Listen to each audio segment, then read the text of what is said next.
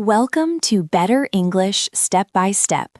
This is your time to slow down, take a deep breath, and focus on your English without the stress of fast-paced videos or complicated grammar rules. I'm Emma, and I'm here to guide you through a calm, productive hour of learning. Welcome to Better English Step by Step. This is your time to slow down, take a deep breath, and focus on your English without the stress of fast-paced videos or complicated grammar rules. I'm Emma, and I'm here to guide you through a calm, productive hour of learning. And I'm James. Today, we are doing something very special. You often listen to English podcasts or watch videos where people are chatting naturally, and you understand most of it. But when it's your turn to speak, do you ever feel like you suddenly run out of words? Exactly, James. It is a very common feeling. Someone asks you a question and you freeze. You might say yes or no or good, and then the conversation just stops. It can feel awkward. You might worry that you seem boring or rude, even though you are just trying to find the right words. So today, we aren't just listening. We are going to practice the cure for awkward silences. We are going to practice a simple technique called answer plus add. This is a 1-hour training session designed to help you keep a conversation flowing.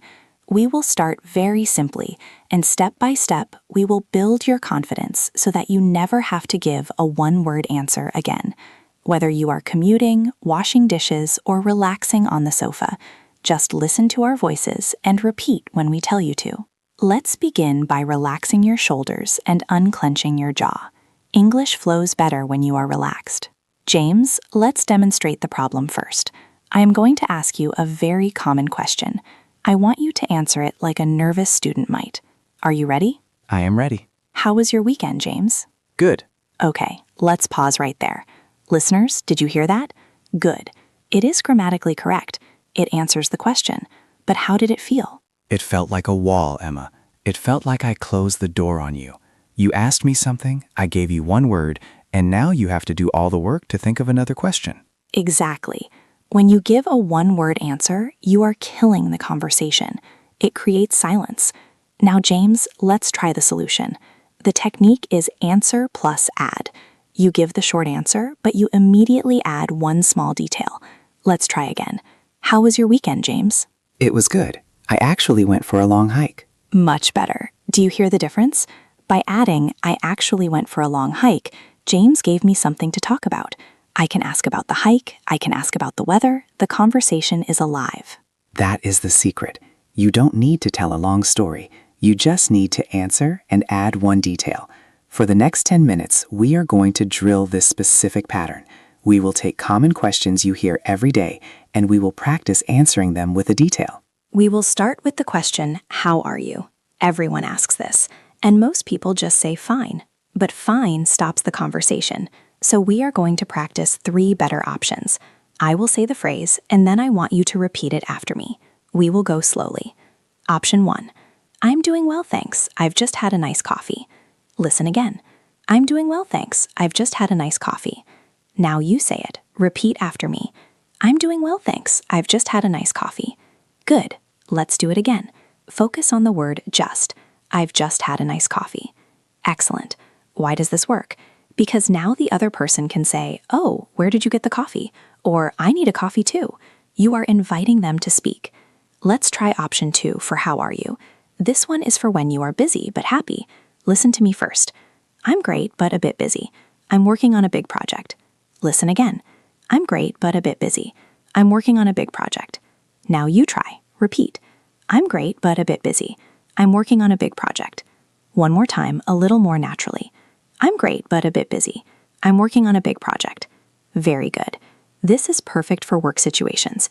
It explains why you might be brief, but it is polite and professional. Now let's try option 3. This is for when you are tired. It's okay to be honest, but remember, answer plus add. Don't just say tired. Listen to this.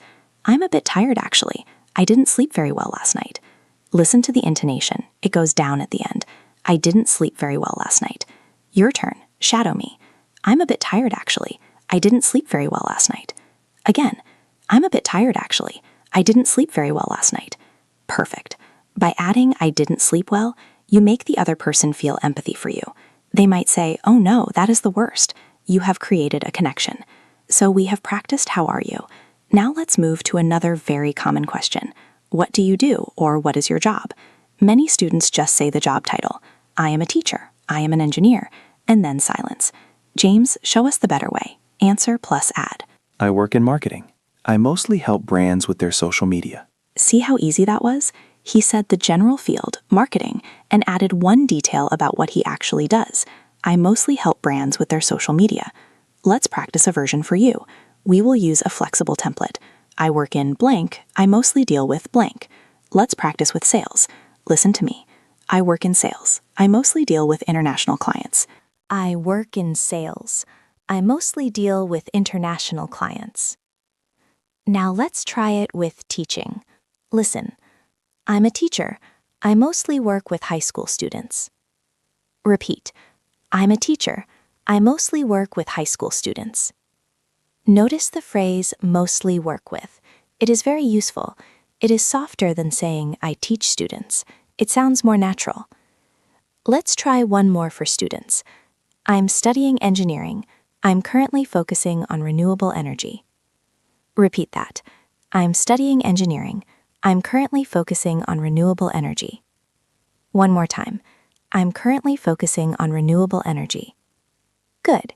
Do you feel the rhythm? Answer, then add. Answer, then dad. It stops you from freezing because you know you always have two parts to say. Now let's move to the weekend question. Did you have a good weekend? This is a yes-no question. It is a trap. If you say yes, you lose. If you say no, you lose. You must extend it. Let's practice a relaxing answer. Listen to James. Yes, it was lovely. I just stayed home and read a book. Simple, right? He didn't climb a mountain. He just read a book. But he said it in a full sentence. Repeat after me. Yes, it was lovely. I just stayed home and read a book. Pay attention to the word lovely. It is a nice, soft word. Yes, it was lovely. Repeat the whole thing. Yes, it was lovely. I just stayed home and read a book. Now let's practice a busy answer. Maybe you had a lot of chores. It was okay, but quite busy. I had to catch up on some housework. Listen to the phrase catch up on. This is a phrasal verb. It means to do something you relate doing. Catch up on housework. Repeat the sentence. It was okay, but quite busy. I had to catch up on some housework. Again, I had to catch up on some housework. Excellent. You are doing a great job. We are building the muscle memory so that when someone asks you these questions tomorrow, your brain automatically looks for that extra detail.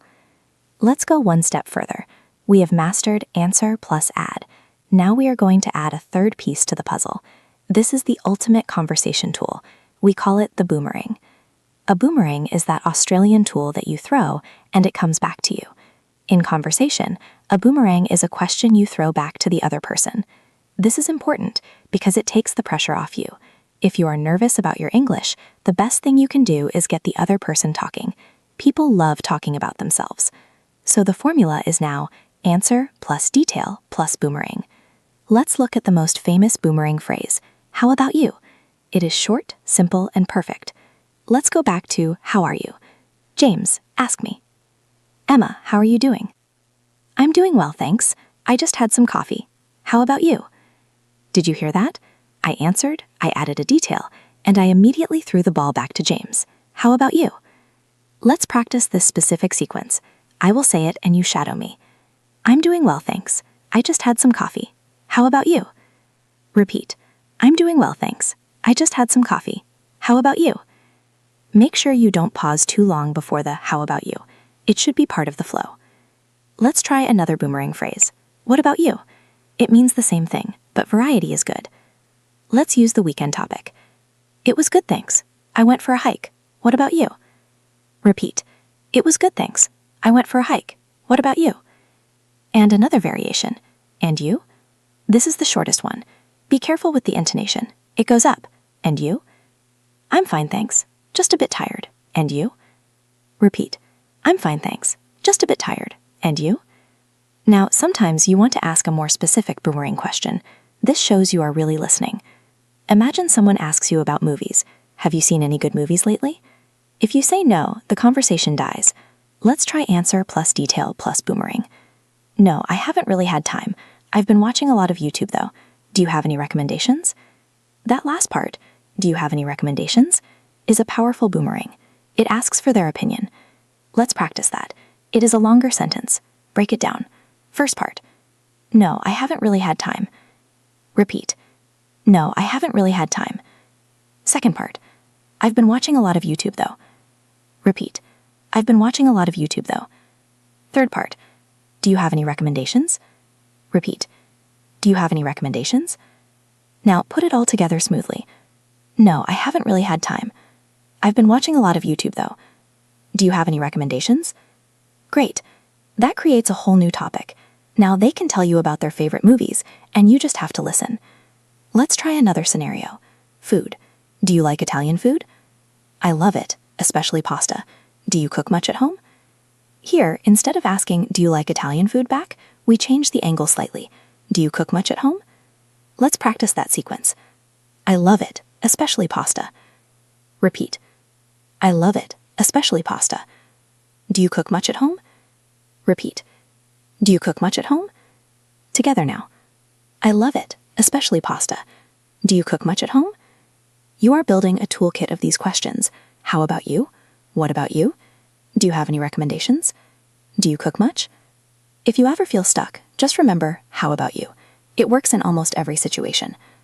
I'm cold. How about you? I'm hungry. How about you? I love this song. How about you? Let's take a moment to breathe. You are doing a lot of speaking practice, which can be tiring for your mouth muscles if you aren't used to it.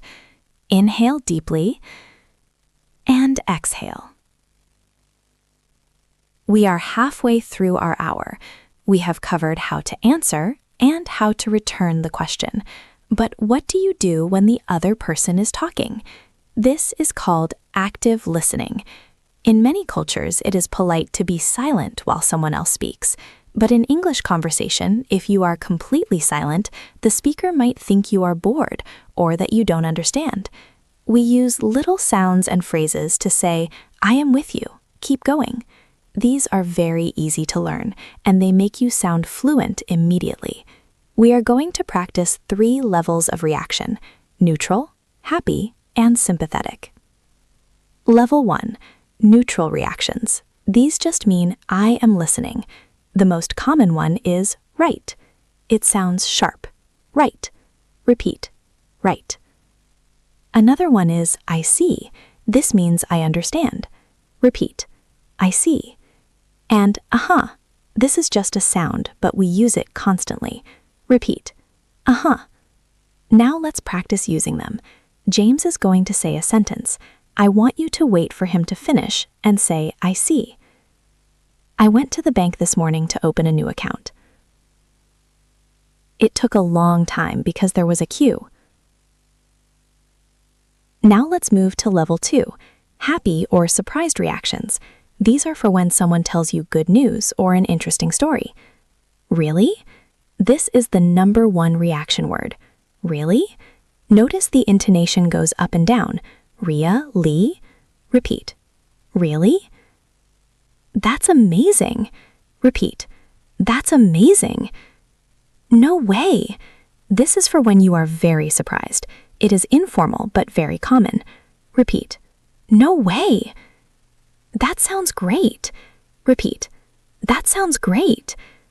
Let's practice. James will give good news. You choose a reaction. Try, that's amazing. My sister just had a baby yesterday. And I finally booked my tickets to Japan.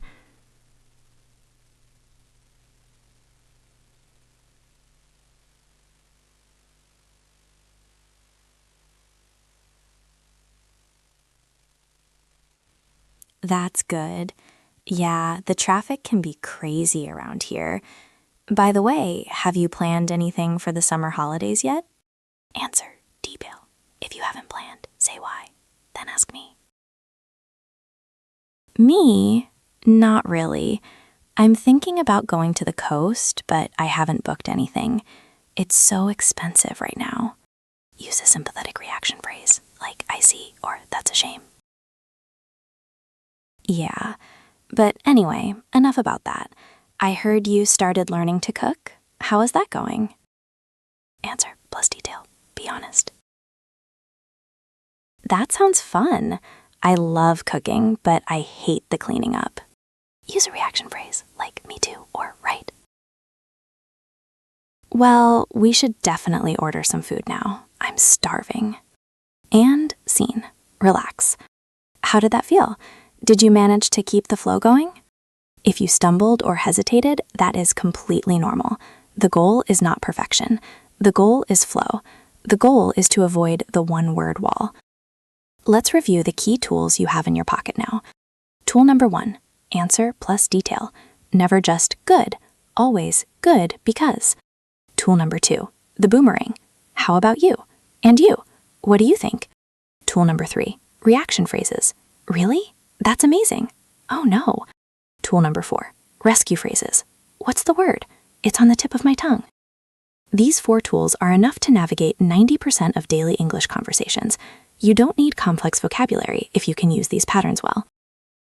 As we come to the end of this hour, I want to give you a small challenge for the rest of the day.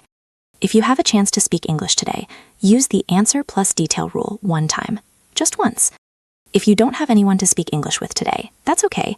You can practice in your native language. The logic is the same. When someone asks you, "How are you?" in your own language, give them a detail. Notice how it changes the conversation. It warms it up. Or you can simply talk to yourself. Narrate your actions. I am making tea, and I am choosing the green mug. That is answer plus detail for your own life. If you found this meaningful, and if you want to continue building your English step by step with us, please make sure you are subscribed to the channel. We are designing these lessons to be part of your routine, a calm place you can return to whenever you want to feel more confident. In our next session, we might focus on the specific phrases you need for the workplace, how to sound professional when you use these tools. So if you want to take this from the coffee shop to the office, you won't want to miss that. For now, take a final deep breath. You have invested an hour in yourself. You have spoken English out loud. You have practiced real patterns. That is something to be proud of. Thank you for letting us guide you today. I'm Emma. And I'm James. Keep practicing, keep adding that detail, and we will see you in the next step. Goodbye for now.